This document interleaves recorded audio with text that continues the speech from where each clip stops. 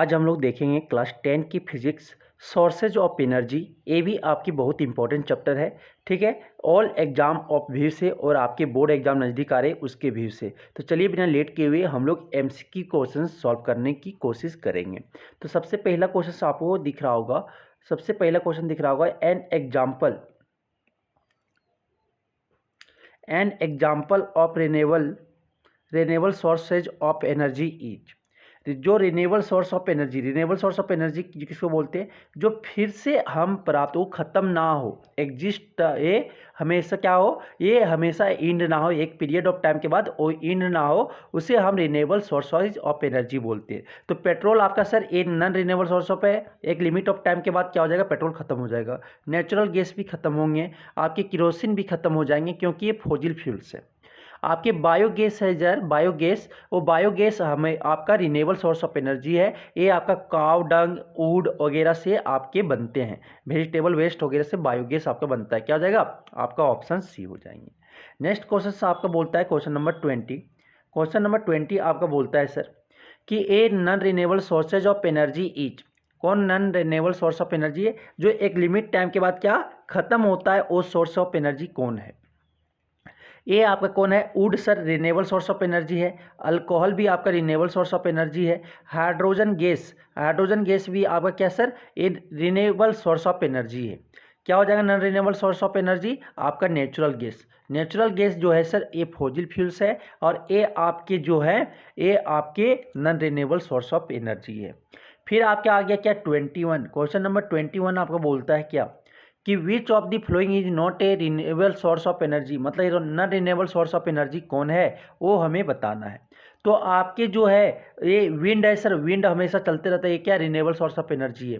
Flowing water ये भी आपका क्या रिन्यूएबल सोर्स ऑफ एनर्जी है। फॉसिल फ्यूल्स आपका क्या है sir? Not renewable source of energy, मतलब ये non renewable source of energy है। क्या हो जाएगा? ऑप्शन सी हो जाएंगे, क्योंकि एक पीरियड ऑफ टाइम के बाद ये क्या हो जाएगा, फॉसिल फ्यूल्स खत्म हो जाएंगे, इंड हो जाएंगे। तो ये आपके हो जाएंगे क्या? ऑप्शन सी हो जाएगा। अब आता है क्वेश्चन नंबर 22 बोलता है a good fuel one which process. Good fuel में क्या होना चाहिए? उसमें सर कैलोरीफिक वैल्यू हाई होना चाहिए और मॉडरेट इग्निशन टेम्परेचर। जो इग्निशन टेम्परेचर बोलते किसको? That temperature at which the fuel start to burn. That minimum temperature required to burn the fuel. क्या कि मिनिमम टेम्परेचर, उस मिनिमम टेम्परेचर में क्या करे, फ्यूल स्टार्ट कर दे बर्न करना। और कैलोरीफिक वैल्यू किसको बोलते हैं सर?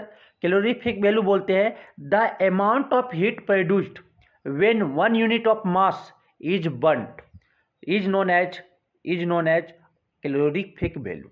कि एक यूनिट मास को हम जब जलाते हैं तो कितना हीट, अमाउंट ऑफ हीट वो प्रोड्यूस करेगा, उसी को हम क्या बोलते हैं? कैलोरीफिक वैल्यू बोलते हैं। तो कोई भी गुड फ्यूल में आपका जो सर कैलोरीफिक वैल्यू जो है, कैलोरीफिक वैल्यू ये आपका हाई होना चाहिए, और आपका जो इग्निशन टेम्परेचर है सर, इग्निशन टेम्परेचर ये आपका क्या मॉडरेट होना चाहिए। क्या होना चाहिए? मॉडरेट होना चाहिए। मतलब अगर मिनिमम टेम्परेचर हो गया, इग्निशन टेम्परेचर क्या लो हो गया, तो क्या हो जाएगा, घर में अगर फ्यूल रखे तुरंत आग एक रूम टेम्परेचर पे क्या करेगा, आग पकड़ लेगा। तो ये आपका हाई कैलोरीफिक वैल्यू तो होना चाहिए, लेकिन लो इग्निशन टेम्परेचर नहीं होना चाहिए। हाई कैलोरीफिक वैल्यू तो होना चाहिए, हाई इग्निशन टेम्परेचर होगा तो पता चला कि वो फ्यूल को जलाने में जल ही नहीं रहा है। ठीक है, जला रहे हैं, बर्न कर रहे हैं तो बर्न ही नहीं हो रहा है, इग्निशन टेम्परेचर क्योंकि बहुत हाई है। तो इसको इसीलिए आप देखोगे कोयला को जलाते होंगे घर में, तो कोयला को जलाने से पहले उसमें सुलागन बोलते हैं। क्या उसको पहले केरोसिन तेल से जो काव डंग है उसको जलाते हैं, या वुड देते हैं, उसको जलाने के बाद फिर उसमें अंदर कोयला डालते हैं। ठीक है, तो इसको पकड़ने में कुछ समय लगता है। तो इसका क्या हाई कैलोरीफिक वैल्यू होना चाहिए और मॉडरेट इग्निशन टेम्परेचर होना चाहिए। क्या हो जाएगा? ऑप्शन सी हो जाएगा सर। जो गुड फ्यूल का जो प्रोसेस करेगा वो क्या हाई कैलोरीफिक वैल्यू और जो मॉडरेट इग्निशन टेम्परेचर होना चाहिए। क्या हो जाएगा? ऑप्शन सी हो जाएगा। नेक्स्ट क्वेश्चन है आपका सर क्या? नेक्स्ट क्वेश्चन है आपके the fuel having a calorific value of 55 kilo joule per gram is likely to be. Means की calorific value 55 kilo joule per gram किसका होता है सर? मीथेन गैस का होता है। किसका हो जाएगा? ऑप्शन बी का क्या हो जाता है? मीथेन गैस का होता है 55 किलो जूल पर ग्राम। अगर 1 ग्राम अगर आप मीथेन को जलाओगे, मीथेन गैस को, तो 50 किलो जूल आपको क्या मिलेगा? हीट प्रोड्यूस्ड होगा सर। अमाउंट ऑफ हीट कितना मिलेगा? 50 किलो जूल मिलेंगे। क्या हो जाएगा ऑप्शन बी। अब आता है क्या कि क्वेश्चन नंबर 24 बोलता है कि a newly planted sapling usually grows and matures in a tree in more than, कि अगर आप एक प्लांट को किए, ठीक है, प्लांट को आप बोए, प्लांट को लगाए, उसको मैचर और ग्रो होने में, ट्री होने में कितना समय लगता है, मोर देन 15 ईयर्स लगता है। 15 ईयर्स में आपका प्लांट से लेकर ट्री बनता है, कितना हो जाएगा, मोर देन 15 ईयर्स। ऑप्शन हो जाएंगे डी हो जाएंगे सर।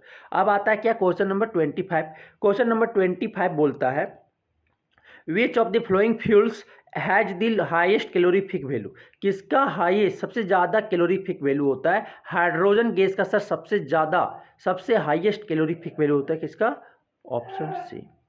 ऑप्शन सी हो जाएंगे 25 का क्या हो जाएगा, ऑप्शन सी हो जाएंगे, हाइड्रोजन गैस का हाईएस्ट कैलोरीफिक वैल्यू होते हैं। फिर आता है 26 आपका बोलता है क्या, 26 आपको बोलता है the fuel having the lowest calorific value, किसका कैलोरीफिक वैल्यू जो है, किसका हीट अमाउंट ऑफ हीट, अगर 1 ग्राम यूनिट जलाएंगे फ्यूल को तो सबसे कम कैलोरीफिक वैल्यू हीट मिलेगा, किसका मिलेगा, कौन फ्यूल का, सबसे कम फ्यूल जो मिलेगा कैलोरीफिक वैल्यू वो आपका वुड का मिलेगा, ऑप्शन बी हो जाएंगे सर। ठीक है, अब चलते हैं आगे। आगे आपका बोलता है क्या, क्वेश्चन नंबर 27 बोलता है सर, 27 आपका बोलता है there are 4 fuels which all contain only carbon and hydrogen, सभी क्या है, हाइड्रोकार्बन के फ्यूल हैं। The fuel having highest calorific value, किसका हाईएस्ट कैलोरीफिक वैल्यू होगा, will be one which has, किसका हाईएस्ट कैलोरीफिक वैल्यू होगा वो हमें बताना है। मीन्स कि कार्बन का कैलोरीफिक वैल्यू क्या होता है सर, लो होता है, और आपका हाइड्रोजन का क्या होता है, हाइड्रोजन का कैलोरीफिक वैल्यू हाई होता है। तो जिस कंपोनेंट में आपके हाइड्रोकार्बन में कार्बन हाइड्रोजन से बना हुआ है, कार्बन लो होना चाहिए, कार्बन लो होना चाहिए एंड हाइड्रोजन आपका मोर हो जिसमें होगा, हाइड्रोजन आपका जिसमें ज़्यादा होगा सर, हाइड्रोजन आपका जिसमें ज़्यादा होगा, मोर होगा, वो फ्यूल आपका जो होगा उसमें हाईएस्ट कैलोरीफिक वैल्यू मिलेगा। तो क्या होना चाहिए, ऑप्शन बी में देखो लेस ऑफ कार्बन है और मोर ऑफ हाइड्रोजन होना चाहिए, लेस ऑफ कार्बन होना चाहिए और मोर ऑफ हाइड्रोजन होना चाहिए, तो उसमें हाईएस्ट कैलोरीफिक वैल्यू होगा, ऑप्शन क्या हो जाएगा, बी हो जाएंगे। अब चलते हैं नेक्स्ट क्वेश्चन नंबर 28 आपका बोलता है one of the following is not A characteristics of a good fuel, कौन कैरेक्टरिस्टिक गुड फ्यूल का कैरेक्टरिस्टिक्स नहीं है, उस पर क्या हाईएस्ट कैलोरीफिक वैल्यू होना चाहिए, ये गुड फ्यूल का कैरेक्टरिस्टिक्स है, प्रॉपर्टी है। नो इमिशन ऑफ स्मोक, ठीक है, no emission of smoke, smoke वहां से नहीं निकलना चाहिए, ये भी क्या कैरेक्टरिस्टिक्स है गुड फ्यूल का। स्मूथ बर्निंग, ये भी आपका क्या गुड फ्यूल का है। हाई इग्निनेशन टेम्परेचर नहीं होना चाहिए, क्या होना चाहिए, मॉडरेट होना चाहिए, मॉडरेट इग्निनेशन टेम्परेचर होना चाहिए, एक कैरेक्टरिस्टिक्स होता है, हाई नहीं होना चाहिए, क्या हो जाएगा, ऑप्शन डी हो जाएंगे sir. Which of the following is not A fossil fuel, question number 29 बोलता है कौन फॉजिल फ्यूल नहीं है, तो कोल आपका फॉजिल फ्यूल है सर, फिर आपका पेट्रोलियम भी गैस आपका फॉजिल फ्यूल है, आपकी नेचुरल गैस भी फॉजिल फ्यूल है, क्या बायोगैस जो है वो आपका फॉजिल फ्यूल्स नहीं है, एक काव डंग, वुड और आपका वेजिटेबल वेस्ट वगैरह से बनता है बायोगैस, समझ आ गया। तो ऑप्शन क्या हो जाएगा, फॉजिल फ्यूल क्यों नहीं है, बायोगैस आपका फॉजिल फ्यूल्स नहीं है सर। अब चलते हैं आगे क्वेश्चंस की ओर। अब बोलते हैं नेक्स्ट क्वेश्चन कि the main constituent of petroleum gas, petroleum gas का जो मेन कंस्टिट्यूएंट किससे बना हुआ है, मेन कंपोनेंट क्या है जो बना हुआ है पेट्रोलियम गैस, तो मेन कंस्टिट्यूएंट जो है सर पेट्रोलियम गैस में क्या होता है, बुटेन होता है, क्या हो जाएगा, ऑप्शन सी। और अदर कंपोनेंट जो होता है इथेन एंड प्रोपेन होता है, अदर लेस अमाउंट में इथेन एंड प्रोपेन होता है, लेकिन मेन कंस्टिट्यूएंट जो है किससे बना हुआ है, बुटेन से बना, क्या हो जाएगा, ऑप्शन सी हो जाएगा सर। अब आता है क्या नेक्स्ट क्वेश्चन 26 आपका बोलता है क्या कि the natural gas consist mainly of, जो नेचुरल गैस है सर आपका सीएनजी कंप्रेस्ड नेचुरल गैस बोले या नेचुरल गैस बोलो, तो आपका जो मेन कंस्टिट्यूएंट है वो क्या है सर, मीथेन है, क्या हो जाएगा, ऑप्शन ए हो जाएगा। मीथेन मेन कंस्टिट्यूएंट है आपका, 95% मीथेन गैस प्रेजेंट होता है और इथेन प्रोपेन आपका रेस्ट 5% प्रेजेंट होता है। तो मेन कंस्टिट्यूएंट क्या हो जाता है, मेनली जो किससे बना हुआ है, कंसिस्ट किया हुआ है मीथेन गैस से, नेचुरल गैस बना हुआ है, समझ आ गया, ऑप्शन क्या हो गया ए। नेक्स्ट क्वेश्चन आपको बोलता है 27 आपका बोलता है सर, 27 आपका बोलता है क्या कि which of the following is not produced by the burning of fossil fuels, कौन आपका फॉजिल फ्यूल्स बनने के पर आपको नई गैस प्रोड्यूस होता है, क्या नहीं प्रोड्यूस होता है, नाइट्रोजन ऑक्साइड जो आपके नाइट्रोजन गैस में प्रेजेंट है फॉजिल तो नाइट्रोजन ऑक्साइड मिलता है, सल्फर ऑक्साइड मिलता है, कार्बन ऑक्साइड्स मिलते हैं, लेकिन सोडियम ऑक्साइड्स आपका नहीं मिलता है सर। फॉजिल फ्यूल्स को जलाने पे क्या नहीं मिलता है, सोडियम ऑक्साइड नहीं मिलता है। क्या हो जाएगा, ऑप्शन सी हो जाएंगे। नेक्स्ट क्वेश्चन है आपका सर, क्वेश्चन नंबर 28 बोलता है क्या, the product of petroleum use to drive heavy vehicles like truck. Truck को चलाने के लिए कौन पेट्रोलियम का प्रोडक्ट हम लोग यूज करते हैं सर? तो क्या यूज करते हैं, ट्रक को चलाने के लिए डीजल यूज करते हैं। क्या करते हैं, डीजल। ट्रक हो गया, बसेस हो गए, ये सब में आप डीजल का यूज करते हो। किसको यूज करते हो, डीजल। क्या हो जाएगा, ऑप्शन सी हो जाएंगे। अब आता है नेक्स्ट क्वेश्चन, क्वेश्चन नंबर 29 बोलता है the aviation fuel which is used in the engine of jet aeroplane. Jet aeroplanes में के इंजन में कौन एविएशन फ्यूल का यूज किया जाता है सर? तो केरोसिन का यूज किया जाता है। आपका जेट एरोप्लेन में के इंजन में जो फ्यूल की तरह एविएशन फ्यूल की तरह यूज किया जाता है, किसका यूज किया जाता है, केरोसिन का। क्या हो जाएगा, ऑप्शन बी हो जाएंगे सर। 29 का क्या हो जाएगा, ऑप्शन बी हो जाएंगे। नेक्स्ट क्वेश्चन है आपका 30 है क्या, the ultimate source of energy stored in fossil fuels is. Ultimate source of energy जो आपके फॉसिल फ्यूल में स्टोर्ड है वो कौन है, इनडायरेक्टली आपका सन का एनर्जी उसमें स्टोर्ड है सर। क्या हो जाएगा, ऑप्शन सी हो जाएंगे। जो इनडायरेक्टली आपका फॉसिल फ्यूल्स में जो एनर्जी स्टोर्ड है वो किसका है, आपका सन्स का energy. Ultimate source of energy किसका स्टोर्ड है, फॉसिल फ्यूल में सन का है। क्या हो जाएगा, ऑप्शन सी हो जाएंगे। क्वेश्चन नंबर 31 बोलता है कि which of the following is not A fossil source of energy. कौन इसमें फॉसिल सोर्स ऑफ एनर्जी नहीं है, फॉसिल फ्यूल्स नहीं है। केरोसिन ऑयल क्या है, आपका फॉसिल फ्यूल्स है सर। फिर काव डंग केक्स जो है वो आपका fossil source of fuse energy नहीं है। काव डंग आपका क्या है, ये एनिमल वेस्ट है सर। क्या हो जाएगा, ऑप्शन बी हो जाएगा। सीएनजी जो है फॉसिल फ्यूल्स हैं, कोल भी आपका फॉसिल फ्यूल्स है। क्या बचा, काव डंग केक्स जो है वो फॉसिल फ्यूल्स नहीं, वो धरती के अंदर खोद के निकाला नहीं जाता है। तो फॉसिल फ्यूल्स क्या होते हैं, जो एनिमल और प्लांट अगर मर गए, डेथ हो गए, तो उसके अंदर डिप्ट हो गए, बरीड हो गए, फिर उसके लाखों मिलियनों ईयर्स बाद वो क्या होता है, ये आपके फॉसिल फ्यूल्स बन के कोल और पेट्रोलियम बन के बाहर निकलते हैं, डिग करके उसको निकाला जाता है। क्वेश्चन नंबर 32 बोलता है क्या, 32 आपका बोलता है the fuel which is not used eight thermal power plants. Thermal power plant में आपका कौन फ्यूल नहीं यूज किया जाता है, एक कोल आपका सर थर्मल पावर प्लांट में स्टीम बनाने के लिए यूज किया जाता है। नेचुरल गैस को बॉयलर को हीट करने के लिए, पानी को गर्म करने के लिए यूज किया जाता है। फ्यूल ऑयल को भी थर्मल पावर प्लांट में यूज किया जाता है। यूरेनियम को यूज नहीं किया जाता सर थर्मल पावर प्लांट में। क्या हो जाएगा, ऑप्शन बी हो जाएंगे। क्या हो जाएंगे, ऑप्शन बी हो जाएंगे। ये यूरेनियम आपका न्यूक्लियर पावर प्लांट में यूज किया जाता है। न्यूक्लियर पावर प्लांट में आपका जो है यूरेनियम का यूज होता है सर। अब आता है क्वेश्चन नंबर आपका 33 बोलता है LPG consist mainly of liquefied petroleum gas. Petroleum gas में क्या मेनली कंसिस्ट होता है, बुटेन गैस पाया जाता है। क्या पाया जाता है, बुटेन गैस।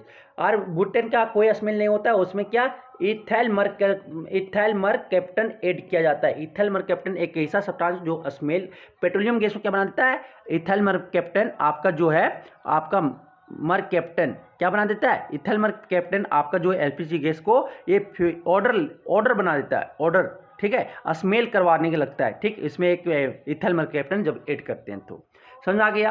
तो इसका क्या हो जाएगा, एलपीजी जो मेनली कंसिडर किसका है सर, बुटेन का। ऑप्शन क्या हो जाएगा, ए हो जाएंगे। नेक्स्ट क्वेश्चन से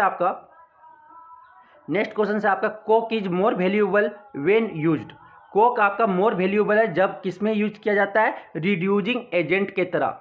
कोक को आप देखे होंगे, मेटल नॉन मेटल का चैप्टर पढ़ के आए होंगे, ठीक है, केमिस्ट्री में। तो कार्बन का वहां पे क्या रिड्यूसिंग एजेंट, मेटल को प्योरिफिकेशन करने के लिए कार्बन को एक क्या यूज किया जाता था, रिड्यूसिंग एजेंट की तरह। रिड्यूसिंग एजेंट किसको बोलते हैं सर, खुद को ऑक्सीडाइज होके दूसरे को रिड्यूस करेगा। मीन्स कि खुद में ऑक्सीजन का एडिशन करेगा और दूसरे में ऑक्सीजन को क्या करवाएगा, रिमूवल करवाएगा सर। उसी को क्या बोलते हैं, रिड्यूसिंग एजेंट बोलते हैं। ठीक है, तो ये आपका क्या हो जाएगा, 34 का ऑप्शन क्या हो जाएगा, सी। कोक जो है मोर वैल्यूएबल जब उसको क्या रिड्यूसिंग एजेंट की तरह यूज किया जाता है तब वो मोर वैल्यूएबल है सर।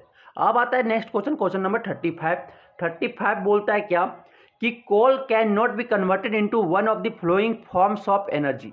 कि कोल को एक फॉर्म ऑफ एनर्जी में आप ट्रांसफर नहीं कर सकती हो। कोल को कोल गैस में तो हम चेंज कर लेते हैं सर, इलेक्ट्रिसिटी में चेंज कर लेते हैं सर, ऑयल में भी हम चेंज कर लेते हैं। कोल ऑयल में, फ्यूल ऑयल में अगर आप चेंज करना चाहते हैं तो कोल ऑयल में चेंज हो जाता है।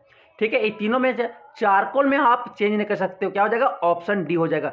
चारकोल किसका अवशेष है सर, आपका वुड का है, किसका है, वुड का। वुड से आपका क्या बनता है, वुड को जलाने के बाद जो बचता है वो क्या बनता है, चारकोल बनता है सर, चारकोल बनता है, वुड के से आपका चारकोल बनता है। समझ में आ गया। तो ये क्या हो जाएगा, ऑप्शन कोल से क्या नहीं बना कन्वर्ट कर सकते, चारकोल में कन्वर्ट नहीं कर सकते हैं, क्या हो जाएगा, ऑप्शन डी हो जाएंगे। नेक्स्ट क्वेश्चन से आपका one of the following does not contribute to acid rain, कौन इसमें एक आपका एसिड रेन में कंट्रीब्यूट नहीं करता है, तो ये आपका जो हो जाएगा सर, कार्बन मोनोऑक्साइड जो है, nitrogen monoxide, sulphur dioxide, carbon dioxide आपके एक कंट्रीब्यूट करते हैं एसिड रेन में, वो पार्टिसिपेट होते हैं, लेकिन कौन कंट्रीब्यूट नहीं करता है, कार्बन मोनोऑक्साइड आपका नहीं होता है, क्या हो जाएगा, ऑप्शन सी हो जाएंगे, क्या हो जाएंगे, ऑप्शन सी हो जाएंगे। चलते हैं आगे क्वेश्चन की ओर। अब आता है नेक्स्ट क्वेश्चन, क्या होता है कि a solar water heater can not be use to get hot water on, कि कब हम सोलर वाटर हीटर को यूज नहीं कर पाएंगे, हॉट वाटर नहीं प्राप्त कर सकते हैं यूज करके। कब, सनी डे में तो आराम से पालोगे, हॉट डे में आराम से पालोगे, विंडी डे में भी पालोगे। जब आपका सीजन बारिश का होगा, रेनी सीजन या क्लाउडी डे होगा, उस दिन आप सोलर वाटर हीटर को यूज करके गर्म पानी को नहीं पा सकते हो सर, क्या हो जाएगा, ऑप्शन बी हो जाएंगे। सोलर वाटर हीटर को कब यूज कर सकते हैं, सब आपके दिन में सन हो, सन रहेगा, सन दिखेगा, सनलाइट रहेगा, तभी आप यूज कर सकते हो, वरना आप सोलर हीटर को यूज नहीं कर पाओगे। तो कब नहीं यूज कर पाओगे, क्लाउडी डे या रेनी डे में आप सोलर वाटर हीटर को यूज नहीं करके आप वाटर को नहीं प्राप्त कर सकती हो। समझ में आ गया, हॉट वाटर को प्राप्त नहीं कर सकती हो। अब आता है क्या, क्वेश्चन नंबर 30 बोलता है सर, क्या 30 बोलता है, at a hydro power plant, hydro power plant में, ठीक है, क्या होता है, पोटेंशियल, आपका जो हाइड्रो पावर प्लांट होता है सर, हाइड्रो पावर प्लांट में क्या होता है, पानी वहाँ पे स्टोर्ड होता है, वाटर क्या होता है, पोटेंशियल एनर्जी में आपका वाटर क्या होता है, एनर्जी स्टोर्ड होता है, और ये आपका यहाँ से होल करके पानी को लेके क्या करते हैं, टरबाइन को रोटेट करवाते हैं, टरबाइन से क्या डायनेमो कनेक्ट होता है, फिर डायनेमो से आपका क्या इलेक्ट्रिसिटी उत्पन्न होता है सर। तो क्या होता है, पोटेंशियल एनर्जी जो स्टोर्ड वाटर रहता है, स्टोर्ड वाटर के द्वारा पोटेंशियल एनर्जी प्रोसेस करता है, और वो किस में कन्वर्ट हो जाता है, इलेक्ट्रिसिटी में कन्वर्ट हो जाता है सर, क्या हो जाएगा, ऑप्शन डी हो जाएगा। Potential energy processed bye stored water is converted into electricity, क्या हो जाएगा, ऑप्शन डी हो जाएंगे सर। पोटेंशियल एनर्जी से किस में कन्वर्ट हो जाता है, आपके इलेक्ट्रिसिटी में कन्वर्ट होता है। समझ में आ गया, क्या हो जाएगा, ऑप्शन डी। नेक्स्ट क्वेश्चन बोलता है क्वेश्चन नंबर 31 आपका बोलता है sir, the part of box type solar cooker which is responsible for producing green house effect, आपके जो वहाँ पे है जो पार्ट, जो बॉक्स टाइप सोलर कुकर का पार्ट जो है, जो ग्रीन हाउस इफेक्ट प्रोड्यूस करने के लिए कौन रेस्पॉन्सिबल है, तो आपके सर प्लेन मिरर रिफ्लेक्टर जो है वो क्या करता है, सारा रे को क्या करता है, कन्वर्ज करवाता है एक पॉइंट पे, ठीक है, सोलर कुकर पे आपका कन्वर्ज करवाता है। फिर आपका क्या है, ब्लैक कोटिंग इनसाइड दी, ये क्या करे, सारा रेडिएशन को क्या करेगा, ऑब्जर्व करेगा सर, एब्जॉर्ब कर लेगा। ग्लास शीट कवर जो है वो आपकी जो वहाँ से सारे जो सनलाइट वहाँ पे उनके अंदर गए उसको बाहर नहीं निकलने देता है, उसको बाहर नहीं निकलने देता, और ये ग्लास शीट क्या करता है, ग्रीन हाउस इफेक्ट को प्रोड्यूस करवाने के लिए हेल्प करता है, क्या हो जाएगा, glass sheet cover is responsible for producing green house effect, कौन होगा, ग्लास शीट कवर, क्या हो जाएगा, ऑप्शन सी हो जाएंगे सर। समझ में आ गया। अब आता है क्वेश्चन नंबर 32 आपके बोलते क्या, the solar cells are made up of, solar cells जो है आपका सिलिकॉन आर्सेनिक और सिलिकॉन बोरोन के लेयर से आपका बना हुआ था सर सोलर सेल्स। तो सोलर सेल्स क्या होता है, सेमीकंडक्टर से बना हुआ रहता है, किसका, सेमीकंडक्टर, सिलिकॉन बोरोन आर्सेनिक आपका जो है क्या है, सेमीकंडक्टर है, क्या है, सेमीकंडक्टर। तो आपकी जो सोलर सेल बना हुआ रहता है किसका, सेमीकंडक्टर का बना रहता है, क्या हो जाएगा, ऑप्शन सी हो जाएगा। सिलिकॉन बोरोन और आपका सिलिकॉन आर्सेनिक का आपका क्या बना रहता है, ये आपका लेयर बना रहता है सोलर सेल में, ठीक है। अब आता है क्या, क्वेश्चन नंबर 33 आपका बोलता है क्या, the value of solar constant is, the value of solar constant जो होता है वो आपका होता है sir 1.4 kilowatt per metre square, कि 1 मीटर स्क्वायर एरिया में 1 सेकेंड में कितना एनर्जी वो क्या कर रहा है, ये रिसीव कर रहा है, उसी को क्या बोलते हैं, सोलर सेल कांस्टेंट बोलते हैं, सोलर कांस्टेंट बोलते हैं। कितना होता है, 1.4 किलोवाट पर मीटर स्क्वायर होता है सर। क्या हो जाएगा? ऑप्शन सी हो जाएगा। क्या हो जाएगा? ऑप्शन सी हो जाएंगे। अब आता है क्या क्वेश्चन नंबर 34। 34 बोलता है the radiation present in sunlight which make a solar cooker work are, कि रेडिएशन जो प्रेजेंट सनलाइट में प्रेजेंट होता है, कौन रेडिएशन जो सोलर कुकर को क्या बनाता है? वर्क बनाता है, वर्क करवाता है। कौन रेडिएशन से? इंफ्रारेड रेज होता है। उसमें कौन होता है सर? आपका डी ऑप्शन, कि आपके सनलाइट में चारों रेज होते हैं, तो ये चारों रेज होते हैं, तो चारों इंफ्रारेड रेज जो होता है सोलर कुकर को क्या करता है? वर्क करवाता है। उसके वर्क इंफ्रारेड रेज पे वो वर्क करता है और वही से हीट होता है और फिर मेरा खाना सोलर कुकर में क्या होता है? पकता है सर। क्या हो जाएगा? ऑप्शन डी हो जाएंगे। क्वेश्चन नंबर 35 आपका बोलता है 35 आपका बोलता है क्या बोलता है 35 कि in order to make an efficient solar cooker the cover of cooker box should be made up of. अगर हम क्या एफिशिएंट सोलर कुकर बनाना चाहते हैं तो कूलर कुकर में क्या कवर करना चाहिए? ट्रांसपेरेंट ग्लास शीट करते हैं सर।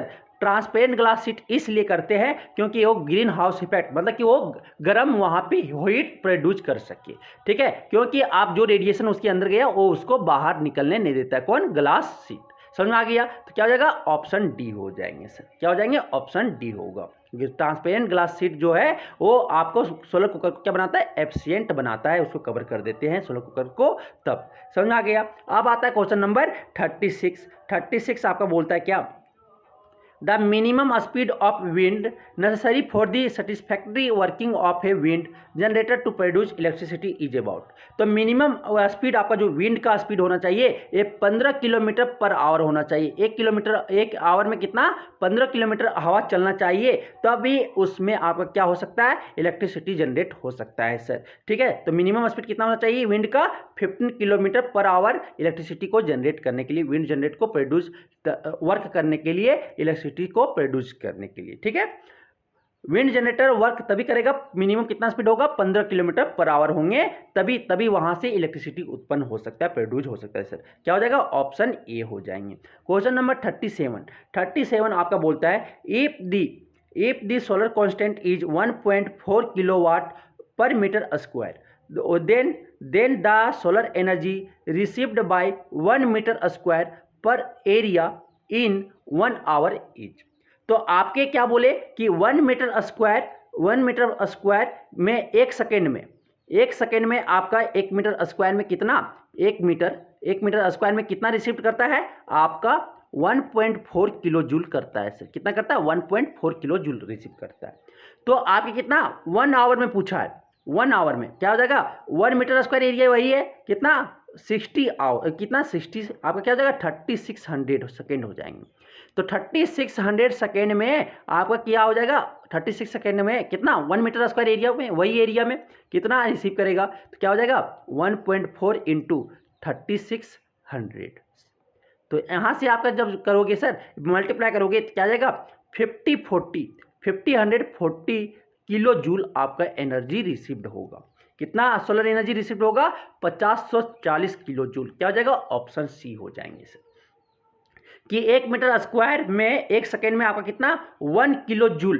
किलो वाट को क्या लिख सकते हैं? किलो जूल पर सेकेंड भी तो लिख सकते हैं, ये लिख सकते हैं ना, पर मीटर स्क्वायर लिख सकते हैं।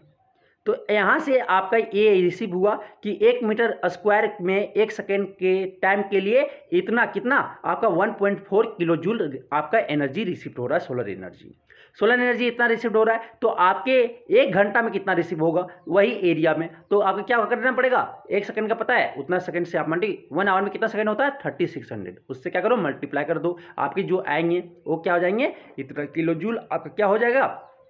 आपका एनर्जी क्या हो जाएगा? सोलर एनर्जी रिसीव्ड होगा। क्या हो जाएगा? ऑप्शन सी हो जाएगा, 5040 किलो जूल हो जाएगा। समझ में आ गया। नेक्स्ट आता है क्वेश्चन नंबर 38। क्वेश्चन नंबर 38 आपको बोलता है सर, क्या बोलता है? A solar cooker may not cook food if. Solar cooker कब खाना नहीं पका सकता है? The solar cooker is not placed in the shade. क्या होता है? The glass sheet cover of solar cooker is not closed. जब ग्लास शीट अगर आप सोलर कुकर में नहीं कवर करोगे तो वहाँ पे आपका क्या खाना नहीं पकेगा सर, क्योंकि वो ग्रीन हाउस इफेक्ट नहीं प्रोड्यूस कर सकता है। क्या हो जाएगा? Option B. Glass sheet cover से सोलर कुकर को कवर कर देते हो तभी वहाँ वो ग्रीन हाउस इफेक्ट मतलब कि वहाँ हीट प्रोड्यूस करवाएगा और आपका खाना पक जाएगा। तो मतलब ग्लास शीट कवर अगर सोलर कुकर में नहीं है तो आपका खाना नहीं पकेगा सर। क्या हो जाएगा? ऑप्शन बी हो जाएंगे। क्या हो जाएंगे? ऑप्शन बी हो जाएंगे। अब चलते हैं नेक्स्ट क्वेश्चन की ओर। अब आता है नेक्स्ट क्वेश्चन कि which of the following is not an example of biomass energy sources. कौन बायोमास एनर्जी सोर्सेज नहीं है? तो आपकी वुड सर बायोमास एनर्जी है, ठीक है। आपके बायोगैस भी, आपका क्या बायोगैस भी है, आपका क्या बायोमास एनर्जी सोर्स है। काव डंग भी जो है बायोमास एनर्जी सोर्स का एग्जाम्पल है। क्या हो जाएगा? एटॉमिक एनर्जी जो है सर ये आपके बायोमास एनर्जी का सोर्स नहीं है। क्या हो जाएगा? आपका ऑप्शन सी हो जाएंगे। अब आ जाता है क्या क्वेश्चन नंबर 30। क्वेश्चन नंबर 30 बोलता है आपका most of the source of energy that we use represents stored solar energy which of the following is not ultimately derived from the sun's energy. कौन सोर्स ऑफ एनर्जी जो है आपका sun's energy से drive नहीं हुआ? Directly बोलो या indirectly बोलो, कौन सोर्स ऑफ एनर्जी जो है सन्स एनर्जी, सन्स का एनर्जी नहीं है? तो विंड एनर्जी सर ए इनडायरेक्टली आपका क्या है? आपका सन्स एनर्जी है। और आपका ए जो फॉसिल फ्यूल्स भी जो है ये आपका सन्स एनर्जी है, डायरेक्टली या इनडायरेक्टली जैसे बोलो। बायोमास भी आपका क्या सन्स एनर्जी है। लेकिन जियोथर्मल एनर्जी जो है सर ये रेडियो एक्टिव को फ्यूजन करता है, उसका एनर्जी है, ना कि ये सन्स एनर्जी। डायरेक्टली या इनडायरेक्टली ये आपका जियोथर्मल एनर्जी जो है वो सन्स एनर्जी नहीं है। वो मतलब आपका सन्स एनर्जी से अल्टीमेटली ड्राइव नहीं हुआ है। कौन? Geothermal energy. क्या हो जाएगा? ये फ्यूजन ऑफ किसका हुआ है? रेडियो एक्टिव मटेरियल के फ्यूजन से आपका यहाँ पे हीट आया है सर, ये एनर्जी उत्पन्न हुआ है। क्या हो जाएगा? ऑप्शन बी हो जाएंगे, जो सन्स एनर्जी का अल्टीमेटली ड्राइव्ड ये नहीं है सर। अब आता है क्वेश्चन नंबर 31। 31 आपका बोलता है क्या कि the constituent of biogas which makes it an excellent fuel is. कौन आपके बायोगैस में जो है एक्सेलेंट फ्यूल बनाता है सर? उसमें बायोगैस में कौन गैस आपका एक्सेलेंट फ्यूल बनाता है? आपके मीथेन। क्या हो जाएंगे? ऑप्शन बी हो जाएंगे सर। मीथेन बायोगैस में क्या कंस्टिट्यूएंट पाया जाता है? मीथेन गैस ज़्यादा पाया जाता है सर। क्या हो जाएगा? ऑप्शन बी हो जाएंगे। क्वेश्चन नंबर 32 आता है सर। 32 आपका बोलता है क्या the major component of biogas is. जो मेजर कंपोनेंट है आपका बायोगैस में वो क्या है? आपका मीथेन है सर। ऑप्शन क्या हो जाएगा? डी हो जाएंगे। Next question sir, next question बोलता है which of the following is more environment friendly. कौन इन्वायरमेंट का हो ज़्यादा नुकसान नहीं करता, पोल्यूट नहीं करता है? कौन नहीं करता है? Burning of charcoal. जब चारकोल को आप जलाओगे सर, चारकोल को जब जलाओगे तो आपको इन्वायरमेंटल फ्रेंडली है, वो ज़्यादा आपके स्मोक प्रोड्यूस नहीं करता है। कौन? आपके क्या हो जाएंगे? ऑप्शन सी हो जाएंगे, बर्निंग ऑफ चारकोल। जब चारकोल को आप जलाओगे तो ये इन्वायरमेंट को ज़्यादा नुकसान नहीं पहुँचाता है सर, पोल्यूट नहीं करता, ये स्मोक ज़्यादा प्रोड्यूस नहीं करता है। ठीक है। अब आता है क्वेश्चन नंबर 34। 34 बोलता है which one of the following is not renewable source in renewable energy technology. कौन रिन्यूएबल एनर्जी टेक्नोलॉजी नहीं है? ये हमें बताना है सर। सोलर सेल्स क्या है? रिन्यूएबल एनर्जी टेक्नोलॉजी है। विंड मिल्स भी आपका क्या है? विंड एनर्जी से। विंड एनर्जी क्या आपके अल्टीमेटली वो क्या कभी ख़त्म नहीं होंगे। फिर आपका टाइडल पावर भी आपका ख़त्म कभी नहीं होगा। तो न्यूक्लियर पावर जो है सर ये आपका क्या ये रिन्यूएबल सोर्स ऑफ एनर्जी नहीं है। कौन हो जाएगा? ऑप्शन सी हो जाएगा, उरेनियम। उरेनियम किसी ना किसी दिन ख़त्म होगा, तो ये क्या है? Non renewable source of energy technology है। क्या जाएगा? ऑप्शन सी हो जाएंगे। अब आता है क्वेश्चन नंबर 35। 35 बोलता है क्या the rise of sea water during high tide is caused by the gravitational pull of the. तो हाई टाइड कहाँ पे बनता है? टाइडल एनर्जी में। टाइडल एनर्जी कैसे आता है? जब gravitational pull of the moon, जब पूर्णिमा होता है या अमावस्या होता है उस दिन उसका टाइडल एनर्जी, तो उस दिन आपका ग्रेविटेशनल पुल के कारण, किसका? मून के ग्रेविटेशनल पुल के कारण आपके समुद्र में जो है पानी का क्या होता है? हाई होता है और वहाँ पे टाइड बनाया जाता है। फिर वहाँ से आपका लो हाई टाइड से लो टाइड आपके मूव करते हैं और फिर वहाँ से क्या वहाँ पे टरबाइन लगा दिया जाता है, टरबाइन को रोटेट होता है, टरबाइन जैसे रोटेट हुआ फिर आप इलेक्ट्रिसिटी उत्पन्न कर सकते हैं। किसके कारण होता है? ऑप्शन सी मून के कारण हो सकता है सर। किसके कारण होता है? मून के कारण होता है, gravitational pull of the moon. Moon के ग्रेविटेशनल पुल के कारण वो खींचते हैं ठीक है। ग्रेविटेशनल पुल मतलब मून अपने ओर खींचता क्या, आपके सी वाटर को राइज करवाता है, तो वहीं से हाई टाइड बनता है। क्या हो जाएगा, ऑप्शन सी मून के कारण होता है सर, मून के ग्रेविटेशनल पुल के कारण ये आपका हाई टाइड आपके बनते हैं, सी वाटर में का राइज होता है। समझ आ गया। अब आता है क्या क्वेश्चन नंबर 36 आपका बोलता है सर क्या, 36 बोलता है one of the following is not required in the formation of biogas in A biogas plant. Biogas plant में बायोगैस बनाने के लिए क्या रिक्वायर्ड नहीं होना चाहिए, काव डंग तो आपके उपस्थित होना चाहिए सर, आपके वाटर भी उपस्थित होना चाहिए। क्या उपस्थित नहीं होना चाहिए, आपकी ऑक्सीजन। क्या in the absence of oxygen anaerobic bacteria क्या करता है, काव डंग वाटर पे क्या करता है, वर्क करता है। वर्क करने के बाद क्या आपके मीथेन गैस बन जाता है और फिर मैनर बन जाता है। फिर मीथेन गैस को आप क्या खाना पकाने के लिए कुकिंग गैस के लिए यूज कर सकते हो, ठीक है। और उसके बाद आप जो मैनर बच गया वो मैनर आप फर्टिलाइजर की तरह यूज कर सकते हो। तो क्या नहीं होना चाहिए, वहां पे ऑक्सीजन का प्रोजेक्ट नहीं होना चाहिए। क्या हो जाएगा, ऑप्शन सी हो जाएगा सर। ठीक है, आप चलते हैं नेक्स्ट क्वेश्चन। क्वेश्चन नंबर 37 बोलता है the fuel which is not obtain from biogas. कौन फ्यूल बायोमास से ऑब्टेन नहीं होता है सर, बायोमास से कौन फ्यूल आपका ऑब्टेन नहीं होता है। तो बायोमास से आपका फायरवुड हो जाता है, काव डंग केक्स हो जाते हैं, आपके चारकोल भी हो जाते हैं, लेकिन क्या कोक नहीं होता है सर। क्या हो जाएगा, कोयला। ये जो है कोल से कोक बनता है, कोल से क्या बनता है सर, कोक बनता है। तो ये फॉसिल फ्यूल्स का एग्जाम्पल या कंस्टिट्यूएंट है, किसका है, फॉसिल फ्यूल्स का ये है, कंपोनेंट है। समझ में आ गया। तो ये आपका क्या ऑप्शन सी हो जाएंगे सर, क्या हो जाएंगे, ऑप्शन सी हो जाएंगे। अब आता है नेक्स्ट क्वेश्चन। क्वेश्चन नंबर आपका बोलता है 38 आपको बोलता है the non renewable source of energy among the following is. कौन non renewable source of energy है इसमें, ठीक है। आपके गोबर गैस जो है सर आपका रिन्यूएबल सोर्स ऑफ एनर्जी है, आपका सीवेज गैस भी आपका क्या रिन्यूएबल सोर्स ऑफ एनर्जी है, हाइड्रो इलेक्ट्रिसिटी भी आपका क्या रिन्यूएबल सोर्स ऑफ एनर्जी है। कभी वाटर आपका खत्म नहीं होगा, फिर सीवेज आपका जो ह्यूमन का वेस्ट वगैरह जो है वो आपका कभी खत्म नहीं होगा, गोबर भी आपका काव जो है काव का वेस्ट कभी भी खत्म नहीं होगा। तो क्या नेचुरल गैस जो है सर वो फॉसिल फ्यूल्स है और ये आपका non renewable source of energy, क्या जगह ऑप्शन सी हो जाएंगे। अब आता है सर नेक्स्ट क्वेश्चन नंबर आपका बोलता है 39 geothermal energy is produced by the. तो जियोथर्मल एनर्जी अभी जस्ट पता है किसका, कि ये आपका रेडियो एक्टिव मटेरियल का फ्यूजन होता है और वहां से फिर क्या होता है, हीट प्रोड्यूस होता है सर, हीट। ठीक है, तो क्या हो जाएगा, fusion of radio active material. क्या हो जाएगा, फ्यूजन, टूटता है, रेडियो एक्टिव मटेरियल क्या होते हैं, टूटते हैं। क्या हो जाएंगे, ऑप्शन ए हो जाएगा सर, क्या हो जाएगा, ऑप्शन ए हो जाएगा। अब आता है क्या वहां पे क्या, अब नेक्स्ट क्वेश्चन है क्या 40 आपको बोलता है the harnessing of which of the following lead to destruction of large ecosystem का डिस्ट्रक्शन में क्या लीड वहां पे हार्नेसिंग करता है, क्या हेल्प करते, ठीक है। तो क्या करता है harnessing destruction of large ecosystem, hydro power plant में करते हैं। तो लार्ज इकोसिस्टम में क्या हुआ, वहाँ पे जितने भी एनिमल्स थे वहाँ पे मीथेन, एक्वेटिक एनिमल्स जितने भी थे वो क्या मरने का, डाई करने का है। फिर आपकी क्या मेन वगैरह क्या हो जाएगा, बेघर हो जाएंगे, वो क्या हो जाएंगे, होमलेस हो जाएंगे, क्योंकि लार्ज एरिया ऑफ कवर क्या हो जाएगा, लार्ज एरिया ऑफ कवर क्या डैम बनाने में यूज कर गया, क्या हो गया, वाटर को स्टोर करने के लिए रिजर्वायर बनाने में क्या हो गया, खपत हो गया। ठीक है, लार्ज एग्रीकल्चर लैंड में तो क्या हार्नेस कर रहा है, हाइड्रो पावर। क्या हो जाएगा, हाइड्रो पावर प्लांट। क्या हो जाएगा, ऑप्शन सी हो जाएंगे सर। अब आता है क्वेश्चन नंबर 41 आपका बोलता है which of the following is not A consequence of establishing hydro electric power plant. Hydro electric power plant में कौन कंसिक्वेंस नहीं है, एस्टेब्लिश कंसिक्वेंस नहीं आने का चांस है, कौन हेल्प नहीं कर। ठीक है, तो आपके डिस्प्लेसमेंट ऑफ पीपल तो ये हो जाते हैं, ये आपके पास ये है।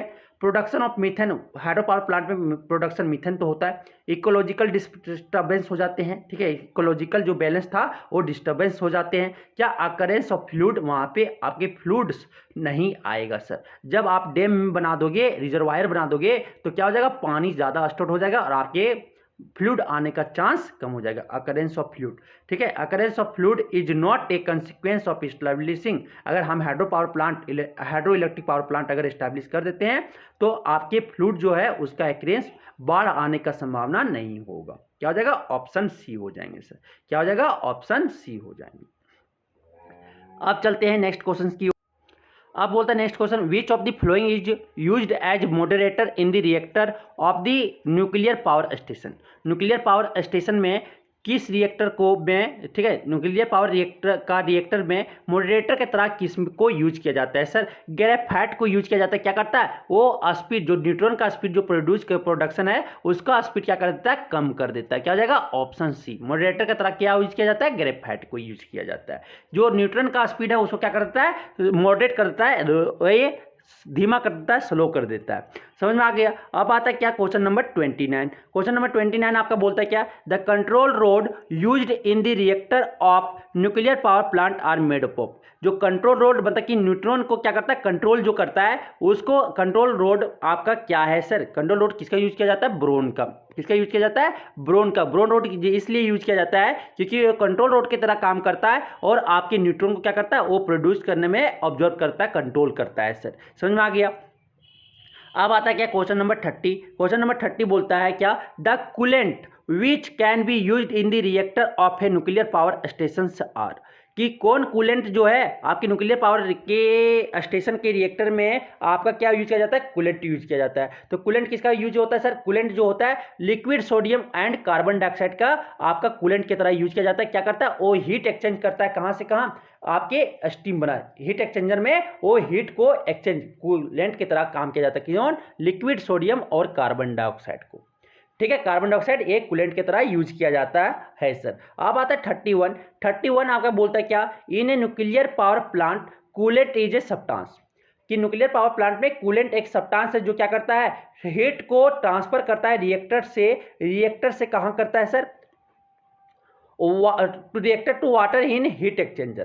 क्या करता है वो आपका चेंज करता है, कहाँ आपका हीट को चेंज करता है, ठीक है। विच देखिए coolant is a substance which transfer heat from reactor to water in heat exchanger. Heat exchanger में क्या करता है आपका वाटर को चेंज करता है, ठीक है, हीट को चेंज करता है, हीट को रिएक्टर से कहाँ तक ले जाता है, वाटर में क्या करता है, हीट एक्सचेंजर में हीट को ट्रांसफर करता है। क्या हो जाएगा, ऑप्शन बी हो जाएंगे सर, ठीक है। कूलेंट एक ऐसा सब्सटेंस है जो क्या करता है रिएक्टर से वाटर में क्या हीट को ट्रांसफर करता है, कहाँ पे, हीट एक्सचेंजर में। क्या हो जाएगा, ऑप्शन बी हो जाएंगे सर। अब आता है क्वेश्चन नंबर 32 आपका बोलता है which of the following is ultimately not derive from the sun's energy. कौन इसमें आपका सन्स एनर्जी से ड्राइव्ड नहीं है सर, सोलर एनर्जी का अल्टीमेटली ड्राइव्ड नहीं है। कौन नहीं है, न्यूक्लियर एनर्जी जो है वो अल्टीमेटली आपका सन्स एनर्जी का ड्राइव्ड नहीं है। क्या हो जाएगा, ऑप्शन बी हो जाएगा सर। क्या हो जाएगा, ऑप्शन बी हो जाएंगे। Nuclear energy is ultimately not derived from the sun's energy, वो सन्स एनर्जी का ड्राइव्ड नहीं है, कौन, न्यूक्लियर एनर्जी। अब आता है क्या आपके क्वेश्चन नंबर 33 बोलता है one atomic mass unit is equivalent to energy of. किसके एनर्जी बराबर होता है, ये आपके 931 मेगा इलेक्ट्रॉन वोल्ट या मिलियन इलेक्ट्रॉन वोल्ट के बराबर होता है। मेगा इलेक्ट्रॉन वोल्ट कैसे होता है, मेगा इलेक्ट्रॉन वोल्ट होता है, 931 मेगा इलेक्ट्रॉन वोल्ट होता है, ठीक है। 931 क्या हो जाएगा, ऑप्शन ए हो जाएगा। क्या आप देख रहे करना 1.6 इंटू 10 का power, one atomic mass unit बराबर कितना मास होता है, मास आपका हो जाएगा कितना, 1.6 इंटू 10 का पावर -27 kg ये होता है। और फिर आपका जो स्पीड ऑफ लाइट कितना होता है सर, आपके 3 इंटू 10 का पावर 8 मीटर पर सेकेंड होता है। यही होता है ना वेलोसिटी या स्पीड ऑफ लाइट। तो आप एनर्जी यहाँ से निकालोगे E equal to MC square. तो यहाँ से आपने पुट करोगे वैल्यू, आपके जब सॉल्व करोगे तो क्या आ जाएगा, 931 मेगा इलेक्ट्रॉन वोल्ट आएगा सर, मेगा इलेक्ट्रॉन वोल्ट आएगा। क्या हो जाएगा, आपके ऑप्शन ए हो जाएंगे, सॉरी ऑप्शन ए नहीं, मेगा इलेक्ट्रॉन वोल्ट बोल रहे हैं ना, क्या आ जाएगा, ऑप्शन डी आ रहा है। देखो मेगा मतलब 931 इंटू 10 का पावर 6 इलेक्ट्रॉन वोल्ट होता है। मेगा मतलब या मिलियन इलेक्ट्रॉन वोल्ट बोल सकते हो। क्या हो जाएगा, ऑप्शन डी हो जाएंगे सर। समझ में आ गया। अब चलते हैं आगे क्वेश्चन नंबर 34 आपका बोलता है क्या, कि the energy in the reactor of nuclear power station is produced by the process of. जो आपकी एनर्जी आपके न्यूक्लियर पावर प्लांट के रिएक्टर में एनर्जी प्रोड्यूस हो रहा है, वो कौन प्रोसेस से प्रोड्यूस हो रहा है, न्यूक्लियर फ्यूजन। क्या होता है, यूरेनियम यहाँ पे टूटता है और क्या न्यूट्रॉन वगैरह प्रोड्यूस, न्यूट्रॉन बेरियम क्रिप्टन आपका प्रोड्यूस होता है सर। तो क्या होता है, न्यूक्लियर फ्यूजन प्रोसेस से आपका क्या, न्यूक्लियर पावर प्लांट में रिएक्टर का क्या एनर्जी वहाँ से ऐसे प्राप्त होता है सर। क्या हो जाएगा, ऑप्शन बी हो जाएंगे। क्वेश्चन नंबर 35 बोलता है क्या कि 1 electron volt of nuclear energy is equivalent to, आपके 1 इलेक्ट्रॉन न्यूक्लियर क्या इतना होता है, 1 इलेक्ट्रॉन वोल्ट में आपके जो हैं सर 1 इलेक्ट्रॉन वोल्ट में आपके जो हैं कितना जूल होता है वो हमें बताना है। तो 1.6 इंटू 10 का पावर -19 जूल होता है सर। क्या होता है 1.6 इंटू 10 का 1 इलेक्ट्रॉन वोल्ट बराबर क्या हो जाएगा कूलम वोल्ट इक्वल टू क्या होता है जूल होता है कूलम वोल्ट, क्योंकि W आप देखो W बराबर क्या होता है VQ होता है ना, VQ होता है। V का यूनिट क्या होता है सर वोल्ट होता है, पोटेंशियल डिफरेंस का यूनिट क्या होता है वोल्ट होता है, और आपका Q का यूनिट क्या होता है कूलम होता है। क्या आ गया कूलम वोल्ट इधर यूनिट क्या होता है वर्क डन का जूल भी होता है सर, जूल खोजे थे इसलिए जूल पड़ गया। तो जूल इक्वल टू क्या होता है कूलम वोल्ट, 1 जूल के बराबर क्या होता है 1 कूलम वोल्ट होता है। तो 1 इलेक्ट्रॉन वोल्ट को क्या लिख सकते हैं 1 इलेक्ट्रॉन बराबर कितना चार्ज होता है 1.6 इंटू 10 का पावर -19 क्या हो जाएगा कूलम, और वोल्ट तो था कूलम वोल्ट हो जाएगा। फिर कूलम वोल्ट को क्या लिख सकते हैं सर जूल लिख सकते हैं, मतलब क्या हो जाएगा 1 इलेक्ट्रॉन वोल्ट बराबर आपका क्या हो जाएगा 1.6 इंटू 10 का पावर -19 जूल हो जाएगा। क्या हो जाएगा ऑप्शन सी हो जाएंगे सर। समझ में आ गया। अब आता है क्वेश्चन नंबर 36। क्वेश्चन नंबर 36 आपको बोलता है कि which of the following can be produced during the nuclear fusion as well as nuclear fusion reactions, कि न्यूक्लियर फ्यूजन में और न्यूक्लियर फ्यूजन रिएक्शन दोनों जुड़ने समय और टूटने समय दोनों के समय में क्या प्रोड्यूस होता है सर न्यूट्रॉन्स प्रोड्यूस होता है। क्या होता है न्यूट्रॉन का प्रोड्यूस होता है। न्यूट्रॉन का क्या होता है मास तो 1 होता है लेकिन आपका इसका चार्ज क्या कुछ नहीं होता है 0 होता है सर, मास लेकिन 1 होता है। समझ आ गया। ए आज का तो ए आपका ए प्रोड्यूस होता है, क्या होता है न्यूट्रॉन्स प्रोड्यूस होता है। अब आता क्या आपके आते हैं 38 क्वेश्चन नंबर 38 बोलता है क्या the energy produced by converting 1 gram mass of nuclear fuel into energy completely is, 1 ग्राम मास को हम क्या कर रहे हैं हम चेंज कर रहे हैं एनर्जी में, न्यूक्लियर फ्यूल को मास को एनर्जी में चेंज कर रहे हैं। तो एनस्टेन रिलेशनशिप दिए थे किसका मास एनर्जी थ्योरम जो दिए हुए थे, क्या होता है sir E is equal to mc², E is equal to क्या होता है mc²। मास कितना सर 1 ग्राम है, तो 1 ग्राम को केजी में चेंज करेंगे तो क्या हो जाएगा 10 का पावर -3 kg हो जाएगा। 10 का पावर -3 इंटू सी क्या है सर स्पीड ऑफ लाइट है, कितना होता है 3 इंटू 10 का पावर 8 मीटर पर सेकेंड होते हैं। ये क्या हो जाएगा इसका होल स्क्वायर हो जाएगा सर, यहाँ से स्क्वायर करेंगे तो क्या हो जाएगा 3 का स्क्वायर क्या है 9 हो जाएगा, और 10 का पावर 8 का स्क्वायर करेंगे तो क्या जाएगा 10 का पावर 16 हो जाएगा सर। 10 का पावर 16 माइनस ये क्या जाएगा -3 हो जाएगा। क्या जाएगा यहाँ से 9 इंटू 10 का पावर 13 9 इंटू 10 का पावर 13 जूल आ जाएगा। कहीं दिखा आपका ऑप्शन डी दिखा सर, ऑप्शन डी क्या हो जाएंगे करेक्ट हो जाएगा। तो E is equal to mc² से हम मास तो पता है स्पीड ऑफ लाइट पता है, क्या निकाल लेंगे एनर्जी निकाल लेंगे। क्या हो जाएगा ऑप्शन डी हो जाएंगे सर। अब चलते हैं नेक्स्ट क्वेश्चन नंबर आपका बोलता है 39। क्या बोलता है the source of energy of sun is, जो सोर्स ऑफ एनर्जी होता है वो क्या है आपको बताना है। सोर्स ऑफ एनर्जी क्या है conversion of hydrogen gas into helium. क्या हो रहा है वहाँ के हाइड्रोजन जो फ्यूजन हो रहा है सर आपके न्यूक्लियर फ्यूजन हो रहा है, वहाँ पे हाइड्रोजन मिलकर क्या बना रहा है हीलियम बना रहा है। क्या हो जाएगा conversion of hydrogen gas into helium, क्या हो जाएगा ऑप्शन ए हो जाएगा सर। अब आता है क्या क्वेश्चन नंबर 40 बोलता है an uncontrolled nuclear chain reaction forms the basis of, जो अनकंट्रोल्ड न्यूक्लियर चेन रिएक्शन है फॉर्म्स द बेसिस, जो अनकंट्रोल्ड न्यूक्लियर चेन है किसमें हो है आपके एटम बम में है। किसमें सर एटम बम में। क्या हो जाएगा ऑप्शन डी हो जाएगा। एटम बम जो है वो अनकंट्रोल्ड न्यूक्लियर चेन रिएक्शन है, कौन एटम बम। अब आता है क्वेश्चन नंबर 41 आपका बोलता है क्या कि 1 mega electron volt of nuclear energy is equivalent to, कि 1 मेगा इलेक्ट्रॉन वोल्ट आपके अगर याद है तो क्या होता है 1.6 इंटू 10 का पावर -13 जूल होता है सर, ठीक है। और नहीं अगर याद है तो निकालने के लिए बता रहे हैं, मेगा मतलब 10 का पावर 6, मेगा या मिलियन मतलब 10 का पावर 6 हो गया, इंटू 1 इलेक्ट्रॉन वोल्ट में कितना होता है सर आपके 10 इंटू 1.6 इंटू 10 का पावर -19 आपके कूलम होते हैं। कूलम क्या हो जाएगा वोल्ट, कूलम वोल्ट को क्या लिख सकते हैं सर जूल लिख सकते हैं। जूल यहाँ से सॉल्व करेंगे क्या आ जाएगा 1.6 इंटू 10 का पावर -19 प्लस 6 क्या हो जाएगा 10 का पावर -13 आपके 1.6 इंटू 10 का पावर 10 का पावर -13 जूल आ जाएगा। मीन्स कि 1 मेगा इलेक्ट्रॉन वोल्ट बराबर कितना होता है आपके 1.6 इंटू 10 का पावर -13 जूल हो जाएगा सर। ऑप्शन क्या हो जाएंगे ए हो जाएगा।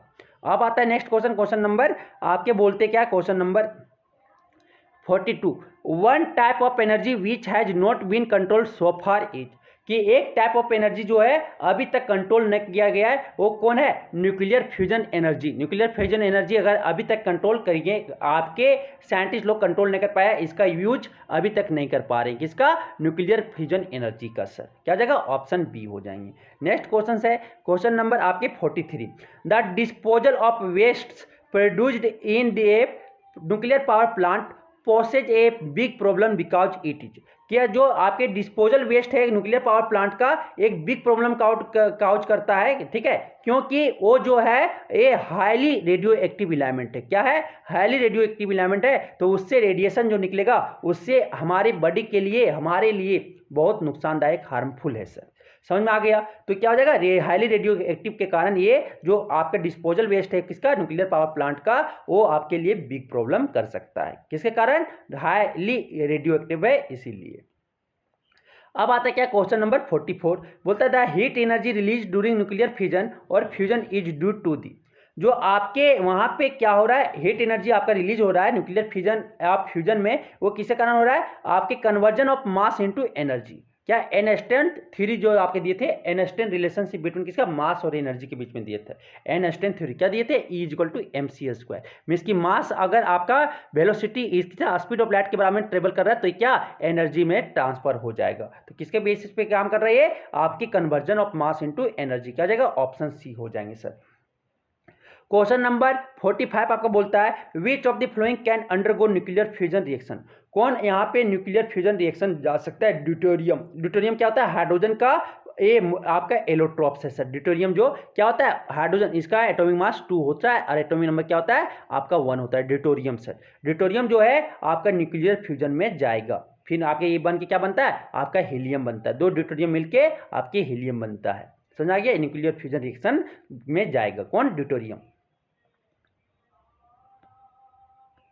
अब आता है नेक्स्ट हो the major cause of environmental pollution is the use of, major cause किसका है सर, फॉसिल फ्यूल्स का अगर आप यूज करोगे तो वहां से इन्वायरमेंटल पोल्यूशन का मेजर काउज है, लॉट ऑफ स्मोक वगैरह निकलेगा, पोल्यूशन निकलेगा किससे, फॉसिल फ्यूल्स से, ठीक है, क्या जगह, ऑप्शन डी हो जाएंगे। नेक्स्ट क्वेश्चन से आपका है सर कि the world's known coal reserves are expected to last for about, कि कोल कितने दिन में खत्म हो जाएंगे, कितने लास्ट तक और चलेगा, 200 ईयर्स, कितना 200 ईयर्स, और पेट्रोलियम गैस सर आपके 60 ईयर्स चलेंगे, समझ में आ गया, तो कोल का पूछा तो कितना ईयर तक और चलेगा, 200 ईयर्स तक अभी रिजर्व और है कोल, समझ में आ गया। और ऐसे बात आता है क्या 11 का, क्वेश्चन नंबर 11 बोलता है the fossil fuel whose known reserves in the earth are expected to last for the minimum period is, कि फॉसिल फ्यूल जो है वो लास्ट, ठीक है, are expected to last for the minimum period, किसका minimum period है आपका petroleum का। सर किसका, पेट्रोलियम कितना है 60 ईयर से, क्या जगह, ऑप्शन सी हो जाएंगे।